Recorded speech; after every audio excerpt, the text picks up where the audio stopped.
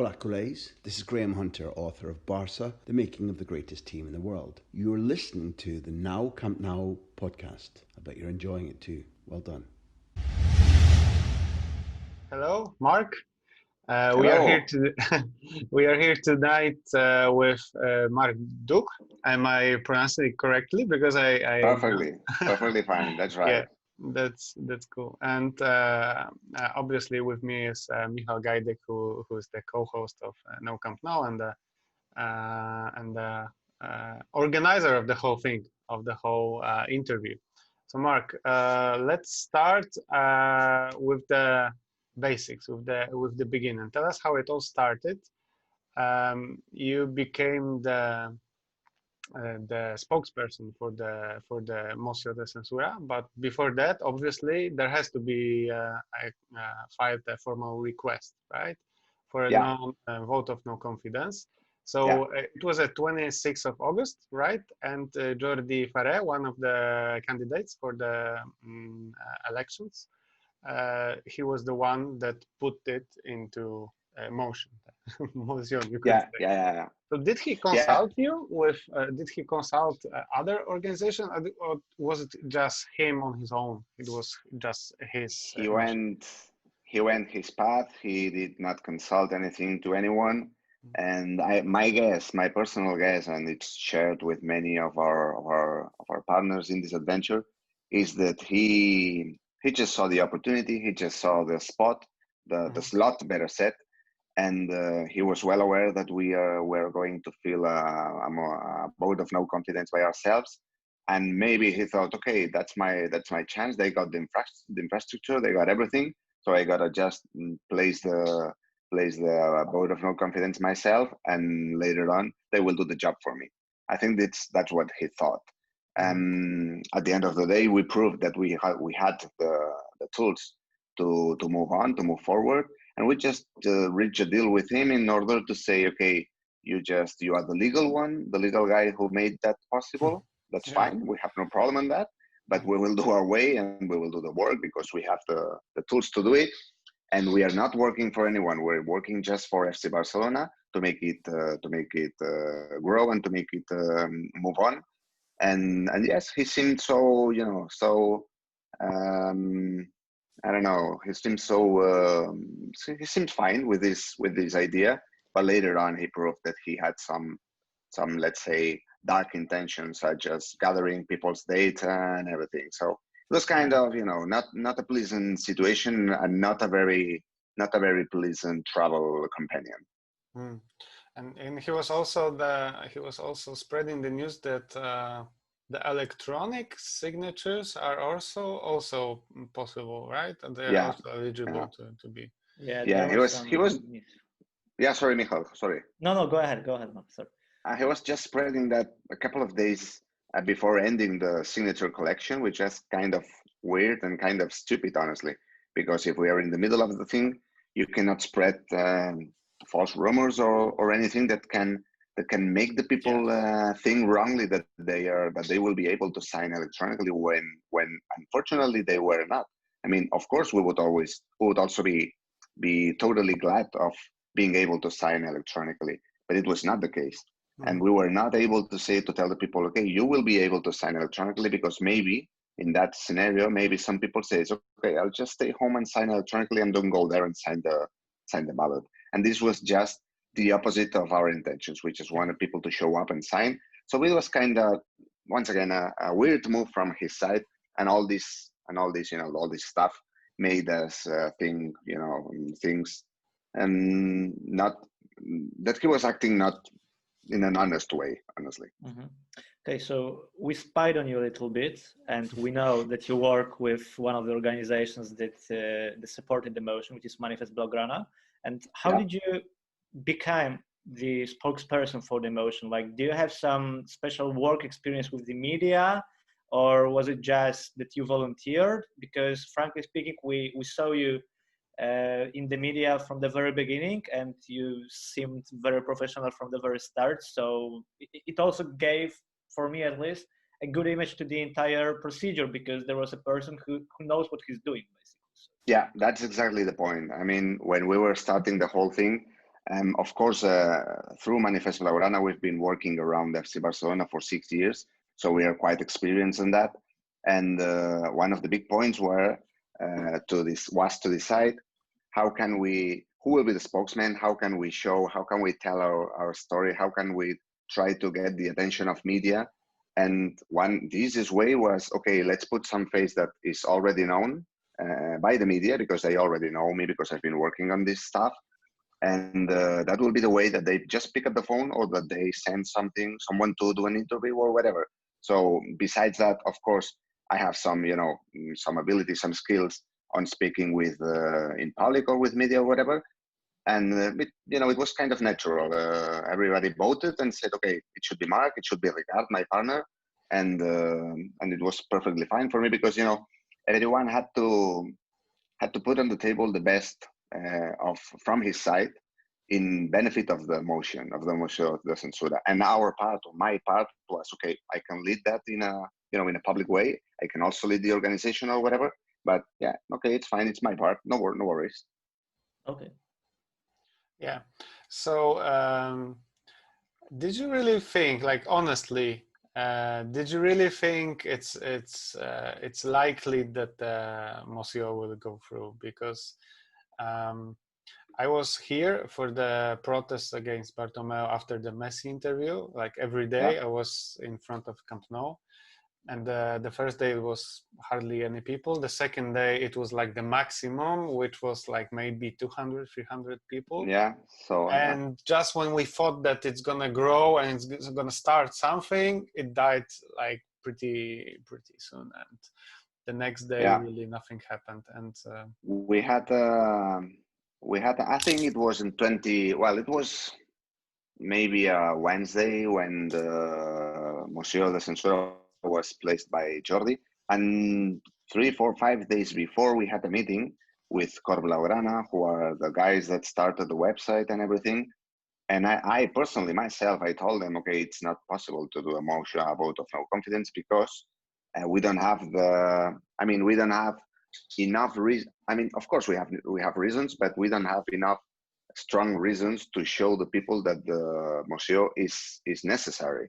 I mean, I know very well how FC Barcelona fans work, especially Catalan ones, and it was not the moment yet. It was not the moment yet. I mean, 16,000 signatures is a huge number of signatures, and you have to be very sure that you will reach them, or at least get very close to that, to start a vote of no confidence. And it was not that moment. After the 2-8 in Lisbon, and after Messi's trying to leave the club, there it was the moment. Why? Because people, you saw that people was so angry. That was the momentum. The first time it actually happened spontaneously in front of Camp Nou. I saw, because I follow many of the organization on Twitter, and I saw that it was really spontaneous, like everybody to the Camp Nou, whoever can. And basically before that, there was one Pañolada versus Eibar.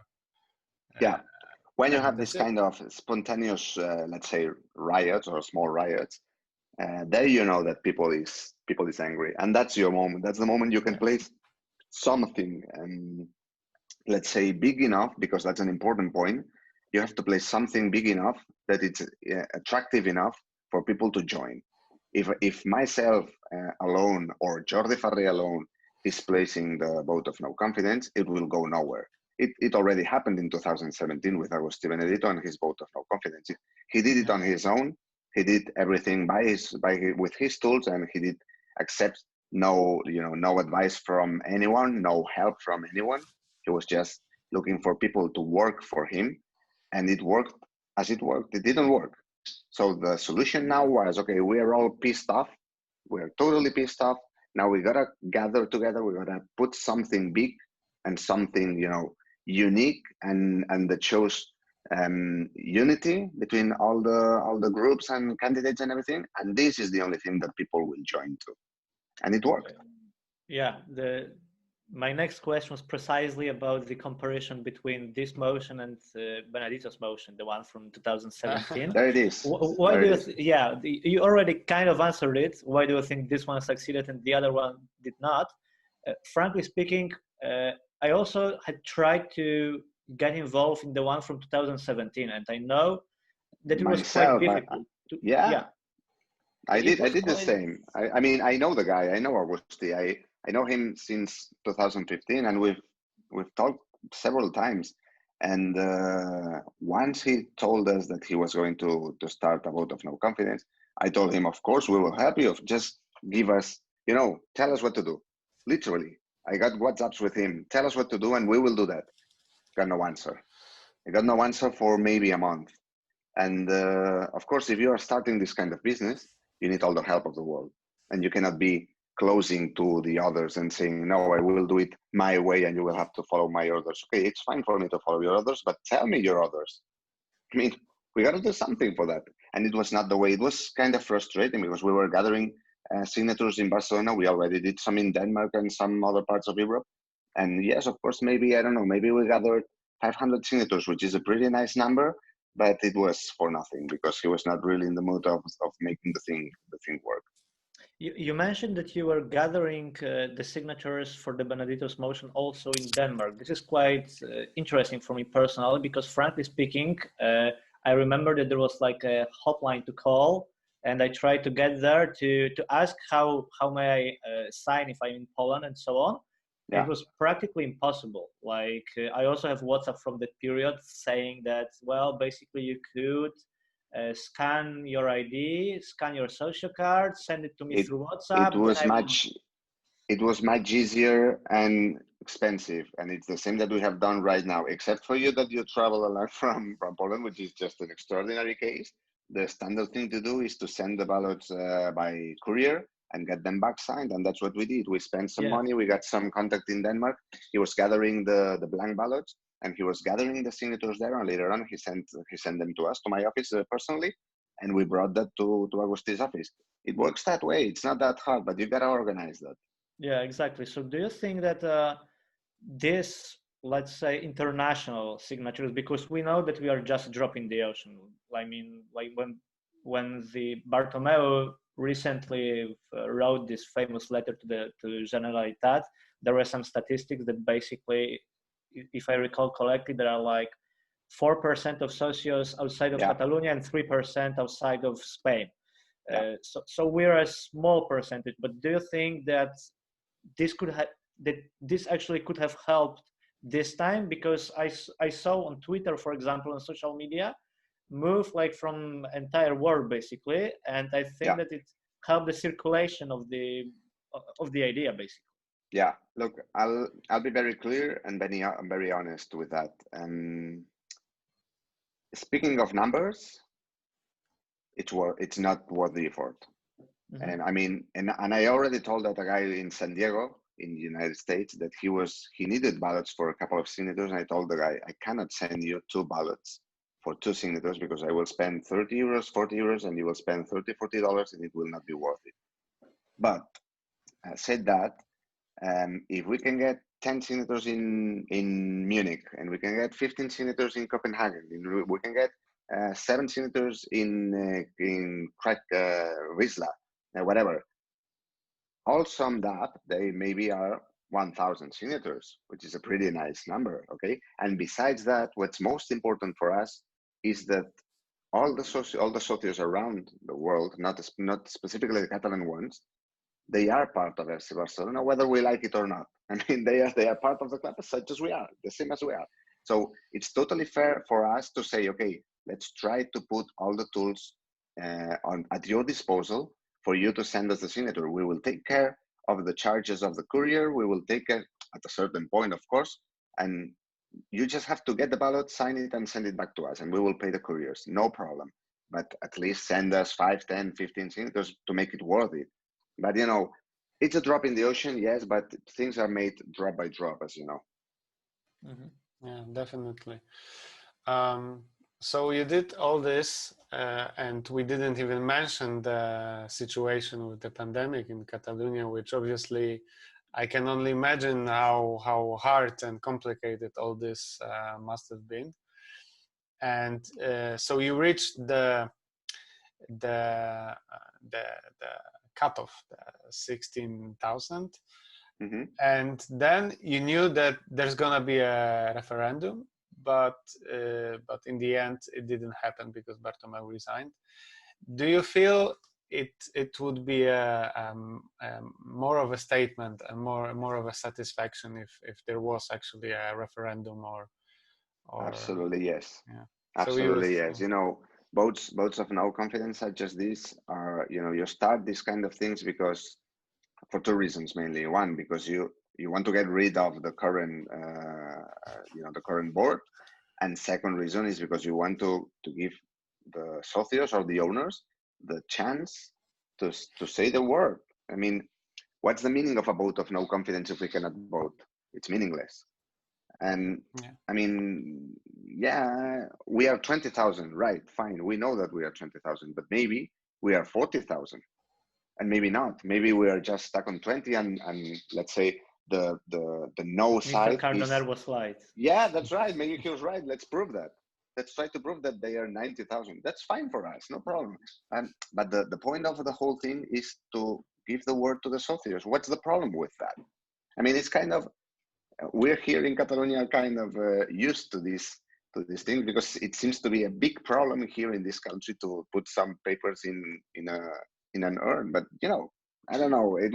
It's kind of frustrating from our point of view. Honestly, we would very like to we would have liked to vote, and we would like to put the, you know, to have an election day and everything, because it's good. There's no wrong point in that. Besides, of course, we have the pandemics and everything and all the difficulties and all that stuff. That's pretty sure, and that's true. But we can handle that, no problem. Okay, so once the signatures were collected, I imagine that your opinion about the board's performance after this happened would be, well, quite poor, with the complaints against Mr. Valbona, then to Guardia Civil, then the infinite letters to Generalitats. But did you at any point feel like they would try to stop it by all means, like even breaching the statutes? And if so, what were you prepared to do with it, actually?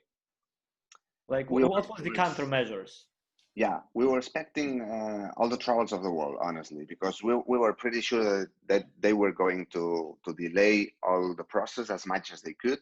We were pretty sure that they were going to push Generalitat in order to get some kind of cancellation of the process through pandemics or whatever.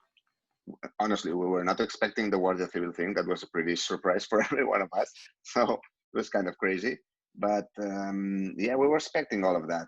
And our countermeasures were basically to stick to what we have to do and to our rules, which are the statutes of the club. We have to stick to that. We could even go to standard justice, but it's a long process and it's a slow process. And yes, at the end of the day, we would have won the process, but it would be March, April, June, or whatever, and it would be worthless. So honestly, and that's a pretty sad thing to say. If a board, not that board, if any board decides that he's gonna break the statutes in a thing such as a vote of no confidence, you have no tools to face that. You can place as many battles as you want, but the final battle will be in ordinary justice, and that battle will be very slow. You will win that, but it will be very slow. So we were just using our tools, which was pressing media coverage and placing our story everywhere we could, and trying to be as as insistent, as hard on our words as we could. And it, of course, I don't know if the decision was made upon our position, but for sure it had some weight on Bartomeu's decision. So we did the part of the job that we could. Yeah, of course. And I know you've already been prepared for the rest of the fight. So we talked a bit about Jordi Ferrer, who started the whole thing, but he wasn't the only pre-candidate that supported the motion. It was also Luis Fernandez Ala and Victor Font, right? Yeah. So I wanted to ask you about the cooperation between those three candidates. How was it? Was it difficult? Was it complicated? No, It was very smooth, putting Farré aside, of course. With Luis Fernandez Alá and Victor Font, it was totally smooth. Honestly, they were just, so confident in the groups, in our, different groups. They were just the idea was, okay, this is your move, this is your thing. We are here to support you. We are here to help you as much as we can. But this is your thing. You made the decisions, and we will do whatever you tell us to do. So at the end of the day, Victor Font, I think he was far over 3,000 signatures collected, which is a huge amount. It's a crazy amount. And Luis Fernandez Alá was helping us, all the groups, in collection as well in Sant Cugat around Barcelona. And I don't have a number for him, but he was working as hard as he could, given his dimension. He's a smaller candidate than Victor Font is. But, they were totally helpful. And we are very grateful with them, because they worked hard, and they were just, helping as much as they could. And Farré is working his path, and, he was not really helping at all. But, these two candidates were helpful, and we are very grateful for that. Yeah, I also signed my own signature at Victor Font's office, and it was totally crazy. Yeah, I had to wait in line. It was crazy, and I spoke with his media chief, and he was constantly telling me that that's crazy. It's a crazy day here. We have 100 people, 150, whatever, queues on the door, and they put the office at our disposal, which is a pretty nice thing to have an office in Diagonal in Barcelona. It's a hot spot, so they were totally helpful, and no bad words for them. Okay. And did any of the other candidates who help as well, or not officially maybe? But I'm just curious, and I suppose you already thought that this name would pop out in this interview. Did Joan Laporta also help, or was it just starts with an L? Yeah, it starts with an L. I know that. And it ends with Aporta. Well, as said before, everyone helps as everyone can. And I guess Laporta's thought was, okay, my help can be to pop up, sign for the motion, and say, okay, here I am supporting you guys. And that's pretty much everything he did. But it was a kind of a push-up for us, because many people, when people saw that Joan Laporta is signing for it, many people, hundreds, thousands of people, maybe they say, oh, right, if Joan Laporta is signing for that, it means that it's good, that it's true. Let's sign for it. So it's his help. It was, he has the power enough to just move a finger, and many people will follow him. That's fine for us. It's good. Okay, so if we mentioned him, I have to ask, will in your opinion, of course, do you think he will run for presidency? Yeah, I'm not totally sure he will. So why didn't he officially do it yet? Because there's not that much time left. We have 90 days, right? Yeah, I think in his plans, in his plans from the beginning, it was the vote of no confidence was not in his plans. So we just shortened the working period, let's say. Now that we have, maybe 90, 100, 120 days, whatever it is, until the elections day, he will have to speed up a little bit. But, as said before, he's not in the need of creating a full campaign, because everybody knows him. I mean, he doesn't have to create his image or his name or whatever, because everybody knows him. I've seen polls that are saying that, when they're pretty funny, that 97% of FC Barcelona fans know Joan Laporta. The funny thing is that there's a 3% that doesn't. I was going to say, knows him. It's kind of crazy. Everybody knows him, and he will just show up one day and say, okay, I'm doing it. I'm going on the run, and here's my team, here's my thing, and here's everything. And everybody will know that. So he doesn't need the previous work of letting him know. Okay, and with respect to the elections, what do you think about the declarations of Carles Tusquets that he would organize the elections as soon as possible, but not subject to any pressures and guaranteeing the maximum participation. What do you think these pressures might be, and when could the elections actually take place, in your opinion? And even more importantly, in what way? Because we know what the statutes say about it. They are pretty strict, to be honest. As a lawyer, is it really possible to vote during more days? Is it possible to vote, to organize also correspondence vote? And finally, is it possible to organize an electronic vote, maybe? Yeah. About Tusquets, well, I think he says what he has to say. And it's pretty good that he's not accepting any kind of pressure. I would only be asking him that he should not be accepting any kind of pressure in any sense, not only to shorten the period, but also to avoid possible delays, because I'm pretty sure there will be some pressures on him to say, okay, just keep calm, just move on, and we will just do elections the latest we can. But I'm pretty sure you know who Carlos Tusquets is, because you are well informed, and he has quite a strong background in FC Barcelona, being in Núñez time and everything. So for 40 years, I would not, I would not say he's the most progressive man here in Barcelona. Okay, it's fine. Let's try to keep a little bit of confidence on him. Let's try to keep the idea that he will be doing the best he can. And if these things delay a little bit more than usual, then we will have to start putting some pressure, of course. About elections and statutes, yes, they are pretty strict. I am 100% sure that we will not be able to vote electronically, 100%. I am 100% sure that we will not be able to vote by post, sending votes, 100% sure. And I am pretty sure that if we can manage to do some different voting points, or voting in 2 or 3 days or whatever, we can have margin enough to negotiate, or the club should be generous enough to negotiate these kind of things, because situation is not normal, situation is weird, and we gotta be quite flexible in that.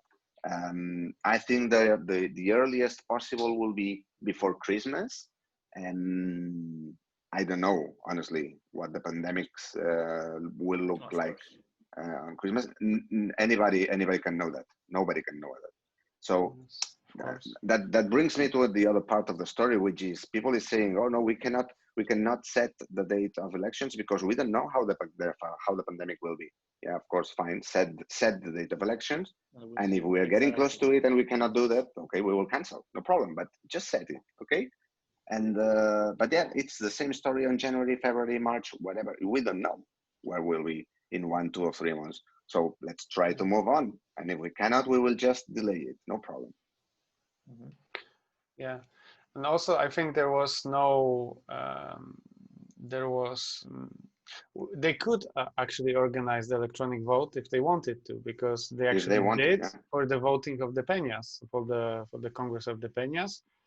We did the electronic voting. Really? Yes. I didn't know that. Yeah. So first it was the meeting for the change of status, statute. Sorry, because it's not allowed by the statutes. So first of all, because the Spanish government, Michał would explain it better, but basically the Spanish government allowed to do it for the companies, all the entities, which was not really legal before. So what they did is they organized the meeting. I'm the president of Peña Blaugrana, the lots. So I was one of them, and we changed the statutes, and then there was the Congress of the Peña. And when was that? The Congress was 2-3 weeks ago, not that long ago. Oh, I didn't know that. That's a pretty good thing to know. Yeah, precisely. This is the matter which I also encountered with a lot of clients, that suddenly during the pandemics they all want to have electronic vote, but in order to have electronic vote, first you have to meet presentially and vote for the electronic vote. And this is the case as I described it. So I also personally think that it would be possible during the elections, maybe if the Assemblea hadn't been called off, because then you could file the change of status and make possible the electronic vote, and it would probably be so if it happens before the election, it's possible. But as you know, we have no Assemblea this year, so because it has been cancelled, and due to pandemics, of course. And I think it will not change in the short time. But it's a very good point, the one you're putting on the table, that I didn't know about that meeting of the Peñas Confederation, or whatever is it called. And it's a pretty good point. Fine. It's a pretty good point. I will keep that in mind, and I'm certainly I will use it, because it's kind of funny that they are able to vote electronically and we are not. Yeah. We don't want to keep you too long, but we have one more question. No, it's fine. It's perfectly fine. It's as many as you want, of course. Hal, come on, you travel to Barcelona. I mean, I owe you everything. No, don't bother. So once Bartomeu is gone, and once the election are scheduled, let's say, do you think like this is the end of your work, or may we expect you to appear in the project of any of the candidates? Are there any talks, and if so, of course, if you may reveal it, because now part of the job is done. My part of the job is done in the vote of no confidence, of course. And my plan is to come back to Manifest Blaugrana and keep pushing to just what we've been doing for 6 years, which is to keep an eye on the board and keep an eye on how the club is being managed. And of course, I would be silly if I was not willing to hear and speak with anyone. I can't speak with anyone. I'm really happy to speak and hear anyone, any projects, any ideas. And if I can help, I've already told that to everyone who has asked, if I can help in any way FC Barcelona, I'm totally glad to do it, of course. Said that, I'm not participating in the electoral process. I am not taking part of any candidature. I will not be doing campaign for anyone, because as well, my position does not allow me to do that.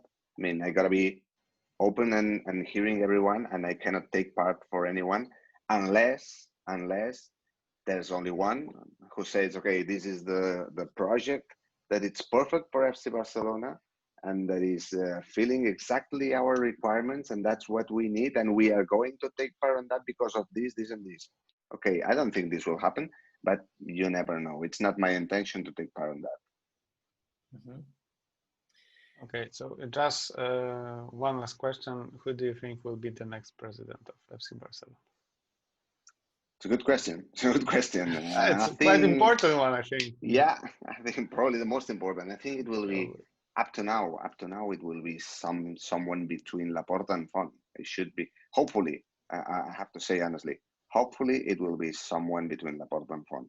Mm-hmm. Anything that goes through Freixa and Farre. I'm not really in the mood for that. I need to get back to the good times, honestly. And I think today we have at least two options which look like promising, which are Victor Font and Joan Laporta if he shows up. But I think, yeah, it's also important that the conservative side, the continuist side, is not ready to join the run. So that's a very important point, because they are not ready to show up any good candidate. They will show up with something, with whatever they can find, but they will not be really a rival in the contest. So I think it will be either Joan Laporta or Victor Font. And honestly, I think it's a good news for Barcelona. Oh yeah. Perfect. Let's hope so. Hope so. Yeah. We do agree with you personally. So Marc, thank you very much for meeting with us. It was a real pleasure, like always. Hopefully next time we'll see each other, well, personally, if possible. Sure. After this madness finishes, ends. So Marc Duch, the spokesman for Masculina Moció. Thank you very much, Marc. Thank you very much, guys. You're more than welcome. Thank you. Thank you. Hola Kules, ja się nazywam Adrian Białkowski. Ja jestem Michał Gajdek. Zapraszamy Was serdecznie do słuchania naszego podcastu No Camp No. Visca Barça.